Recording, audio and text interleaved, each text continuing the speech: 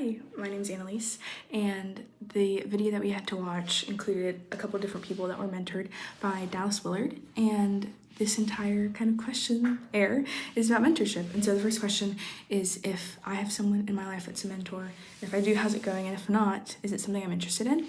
I would say I had a mentor all throughout high school.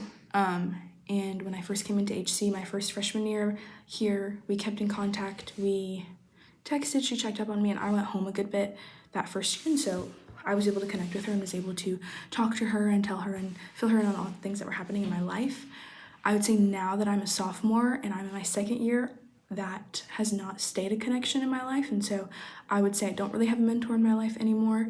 I am completely open to it and I would love to have a mentor, but it's something that I'm figuring out. And I have lots of leaders in my life, lots of female leaders that are great, like my youth pastor here, and just alumni and teachers and professors that have been incredible for me. And so I don't necessarily feel the need for a dire mentor in my life.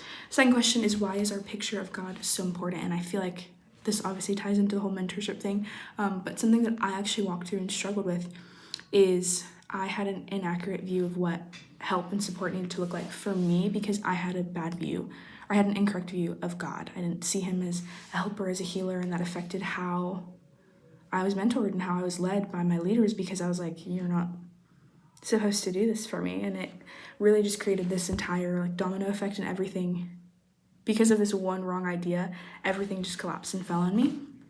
And then the third question is the idea that so often people's default picture of God is that God is against us. Does this sound familiar? And have I personally experienced this or known someone that struggled with this? And when I first read this question, I was kind of hesitant and was thinking about what my answer for it would be.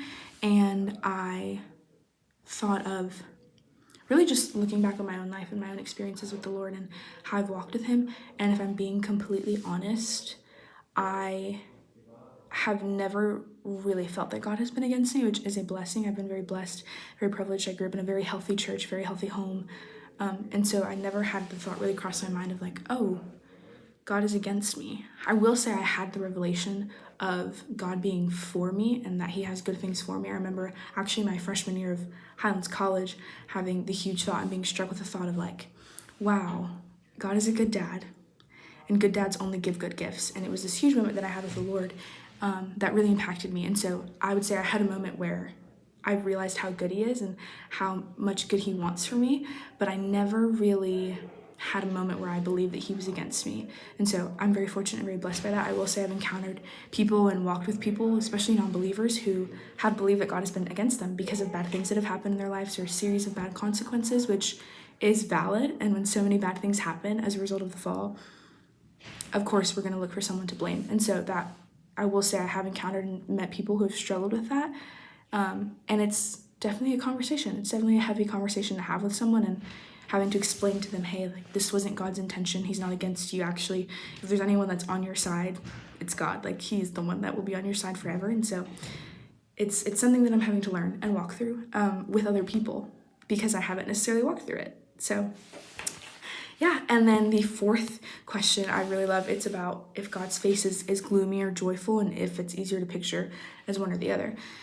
And I think because of where I currently am, and because I've been walking with him for so long and known him and known his face, I can answer and say, yeah, of course his face is joyful to me. I honestly have never used the word joyful to describe his face. I oftentimes say like, wow, I love that his eyes are full of mercy.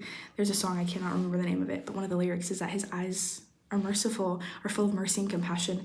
And obviously I've never seen his eyes, but I love thinking of that because we are told that he has eyes like fire. There's fire in his eyes. And so I think it's cool to think of the contrast between fire and mercy, because they almost seem like two polar opposites, but they go hand in hand, because there's mercy in his eyes, but his eyes are also like fire. And so I always see him in that way. But I would say I lean more on the joyful side than the gloomy side.